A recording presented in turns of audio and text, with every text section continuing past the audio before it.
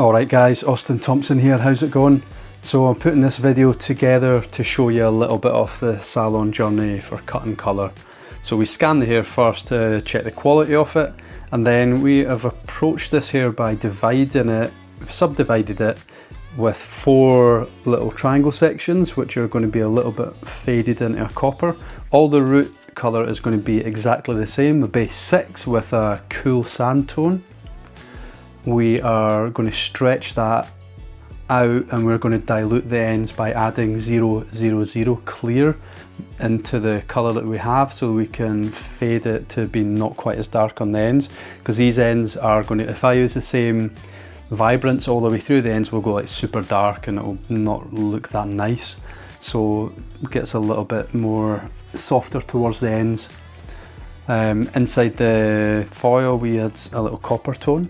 I like to treat hair with a Fibre Clinique treatment.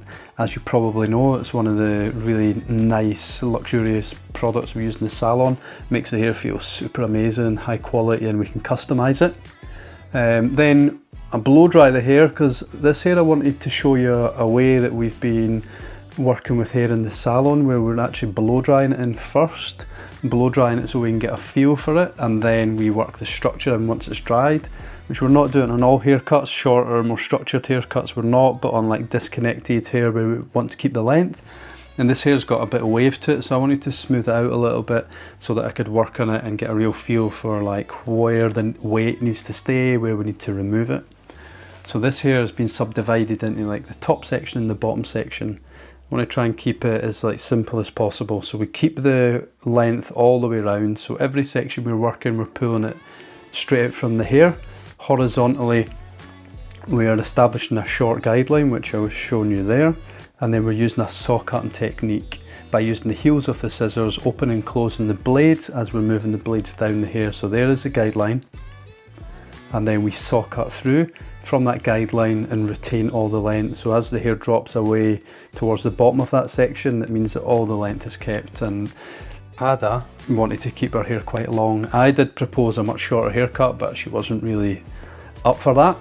So one of the most important things about a client hairdresser relationship is trust. And if you take the length away, then you piss the person off and they're not totally happy, and then the trust is gone, then it's a long time before they come back, if ever. So establishing that trust is really super important, and this is the first time I've done Hadita's hair, so there was a bit of kind of exploring work to do with the haircut, and obviously a lot of chat that we had about how the hair was going to be.